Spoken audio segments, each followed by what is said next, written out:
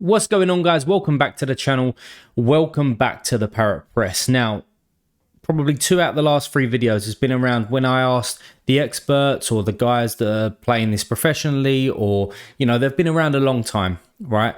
As what to do in my gallery, and then actually what I'd done after I received their advice.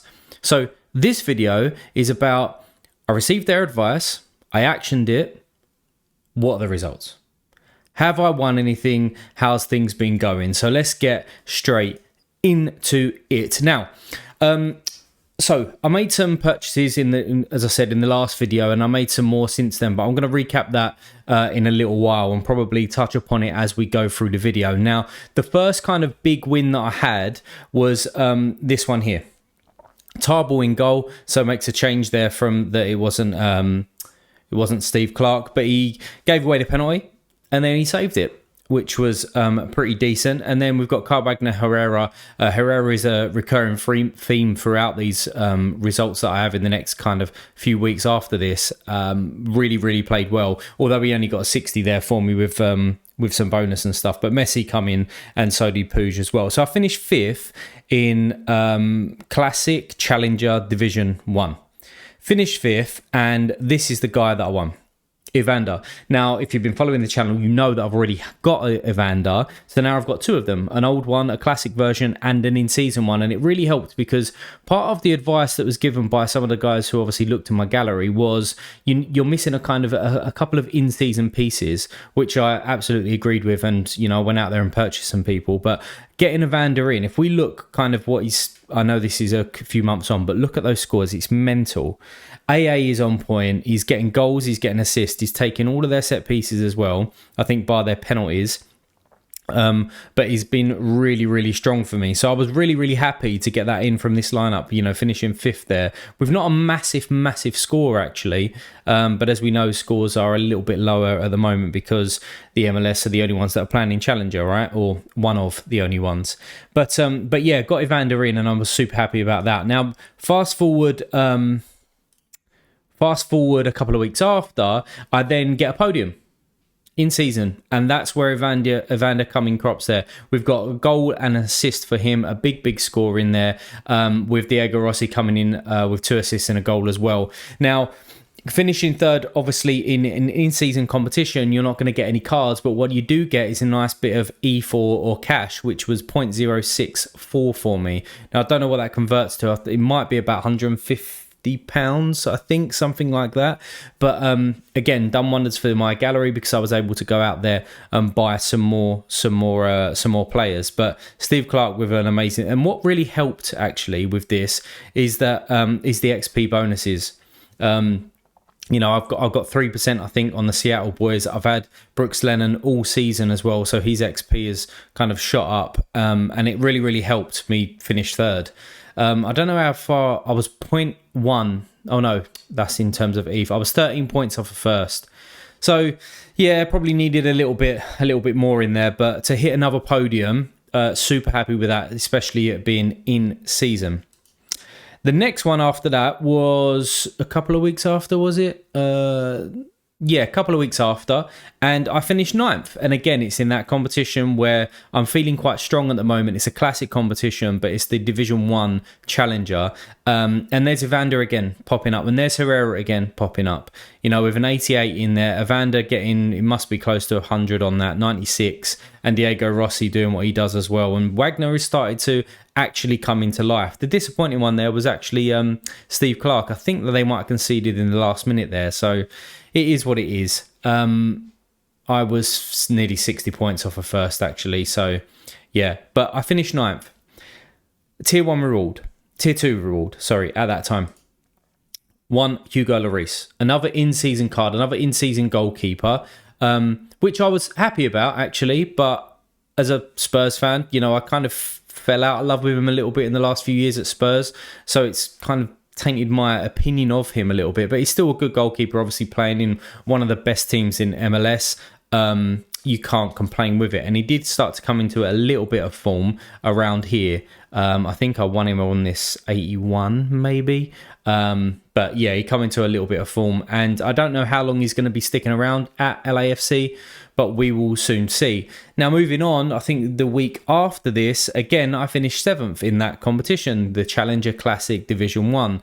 And what was super annoying about this one is that it was literally a 50-50 toss of a coin decision whether to play Rossi in that lineup or Pansil.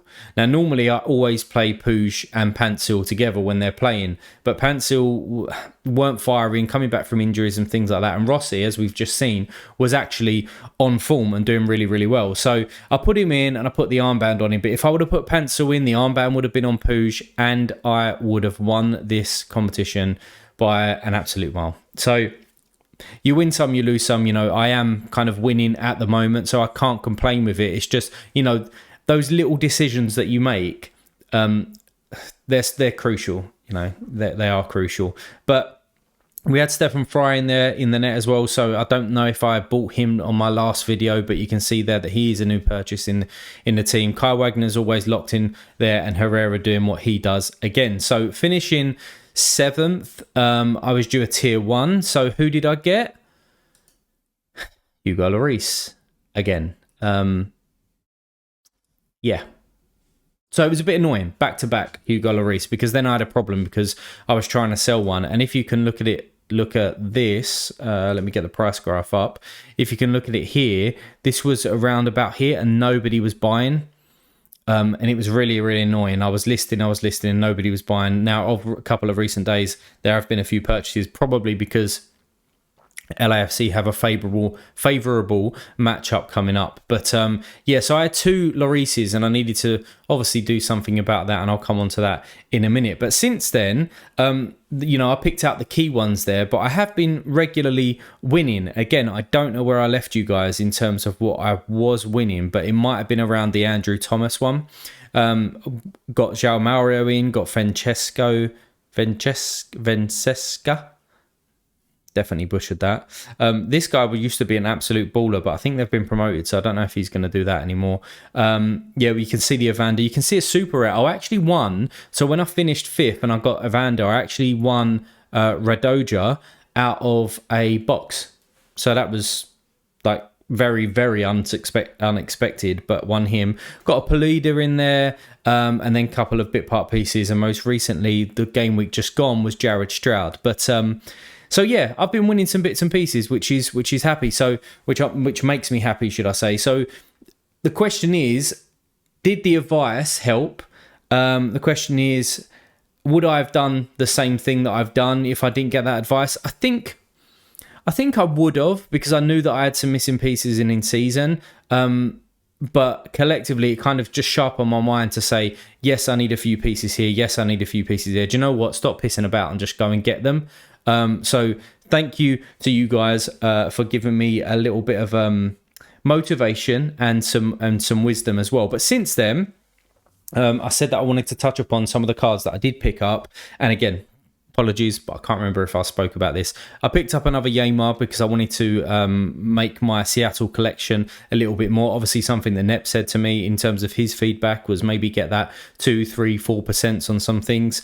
And I think Seattle was the team that I wanted to go for. So I also brought in Christian Roldan as well. I brought in Nuhu as well. So 3 players kind of come in there. I don't even know what my collections actually is at the moment for... All right, I'm just under there. I think that's because I actually listed some of the cards, but I know that I was on 3%. Since then, I bought Johnny Russell as well. I bought Eric Tommy a long time ago, so it just made sense to bring in an in-season Johnny Russell so that I could kind of play multiple competitions, and he's been doing okay for me, but... there's some green scores there, don't get me wrong, as a forward, but it's just always a doubt whether he's going to be playing, whether he's going to be fit, whether he's going to be on the bench, and it's a little bit annoying. But some sales. And I was quite sad about this one because I won a lot with this guy. I don't know if I can tell. Can I tell? Yeah, Parrot Press. Yeah, you can see I won 21 cards. And what was that total value then? So nearly 2 ETH, if I've got that right. Total value then of total value now. Well, yeah, let's just call it a lot. You know, so it was sad to see him go, but I kind of made up my mind that I'm not going to really be going in with Eredivisie and the Belgium League as hard as kind of what I've done previously. I wanted to make that switch. Obviously, the game is changing and I wanted to get involved in other areas. So I thought to myself, do you know what? Let's get him out and let's go a little bit stronger at that time. Let's go a little bit stronger in the MLS so that I can try and win some more. And that definitely helped. But it was sad to say goodbye to Unestål for sure. So I bought in the LAFC midfielder for some like bit part stuff and a little bit of cash. And I think the week after that, he actually earned me a threshold as well. So kind of got my money back on him already. Playing at LAFC, dominant side, takes their corners and things. So that kind of makes sense for me. But this was the big purchase that I made, was Lucho Acosta. And that's what I spent my Unestål money on.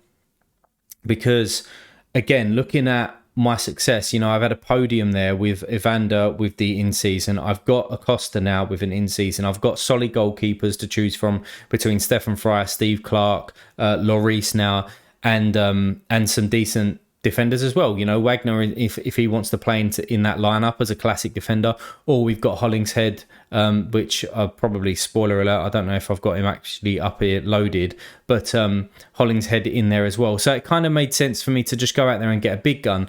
The other thing that I'm thinking is, because then I'm having success in Division 1 Challenger Classic, is that next year I'll probably want a Lucho Acosta if he's still around in the MLS as well. So get the in-season and pay a touch more for him, whatever the price he was then, and then be able to use him next year as well. Because if I want to compete, I think, next year in the Classic competition, I really need just the big guns in the MLS. You know, no more pissing around with bit part players. I just need the Lucho Acostas, the Evanders, the Carlos Hills, you know, Hector Herrera's, even though I don't know where he's going to be next year, but you know, the ones that are kind of guaranteed to almost score pretty decent week in and week out. So I was excited to get him in. And I think the first time that I got him in as well, I picked up some cash, like about 20 quid. And I didn't show you that actually. I kind of focused more on my rewards, like from a card, but I did actually win bits of cash throughout as well, so he's contributed to that. But since I picked him up, he had 1 week where he scored, and then it was a DMP, and then he only played 45 minutes. So I'm looking forward to actually using him in this stretch here, this run. There's quite a few home games there. Hopefully he can get some decent returns for me. Then, as you know, I had 2 Llorises, so I needed to get rid of one of them. I was trying to sell both of them actually, but I've kind of I'm just going to keep one. Yeah, I don't know. But I actually just straight swapped him with Andre Blake. So he's come back from injury now. And I was thinking about paying the money for him the week before. And if I would have done that and put him in with the Wagner lineup that I had, instead of that Steve Clark one, I actually would have got a star reward, I think. So again, if buts, shoulda, woulda, couldas, and all that sort of thing. But I just swapped him straight out. I didn't need him. I saw him as free money kind of thing. And then I wanted an Andre Blake. Again, coming back to that mindset for next year, I actually want just the smashers, and Andre Blake signing a new contract paired with Kai Wagner signing a new contract just makes sense, right? So done that deal. Then I sold Thiago Almeida. As we know, he's moved over to the Brazilian league. Now, I still could have used him actually in the Challenger competitions, but I decided not to because, again, I kind of got plans in other areas, and him not being in the MLS, I didn't really want to have to do the research around whether he's going to be playing, what the predicted lineup is, especially trying to find some of the stuff in the Brazilian league across social media and all of that. It just takes too much time. So I just thought, you know what, bite the bullet. He done well for me while he was here. I don't know if we can see if he won me any rewards. Not a lot, you know, when you look at it like that, not a lot at all. So probably bought him too late into the season, and he was always a flight risk anyway. But I still think that he's going to smash at the club that he's gone to. And then after that, I think he's going to, I want to say Lyon. I don't know, somewhere in the French league. But yeah, tell her, get out. Next one, sold Red Ojo in the end. Weren't going to use him. So done this guy a kind of favor, even though his gallery's like stacked, but he was messaging me and was like, that's my limit. So I just thought, do you know what, let's take the 40 quid or so and just be done with it. So he left. Then I just recently sold Joe Willis. So as I've got Lloris coming in, and I didn't touch upon it in here, I don't think, no, but I actually bought John McCarthy as well, the in-season LA Galaxy goalkeeper at some time. And you know, I just got too many in-season goalkeepers. I didn't need Joe Willis. I think that with Zimmerman kind of in and out the team, with the change of manager, even though I didn't like the previous manager, I think that they're going through some kind of transition period. I don't know if he's going to be playing in the League's Cup for the next couple of games as well, because they rotated with Panico, if that's how you say his name, last season. So I just thought, you know what, let's just get him out again. I got plans elsewhere, so he's gone. Then I just offloaded some of the players that I've kind of won in recent weeks. No one was buying them. Offered it to Sir Hiss, Basilbot and Satonio, as you do, and Sir Hiss was the one that was offering most money, so I just got him out the door. And then finally, is it finally? I think it is. I sold Giamakis as well to Sir Hiss. Again, no one was biting. Nobody wanted him. You're not going to get much utility out of him, like in terms of his in-season card for a little while. So I just cashed in, got the cash in so that I can do other bits with it.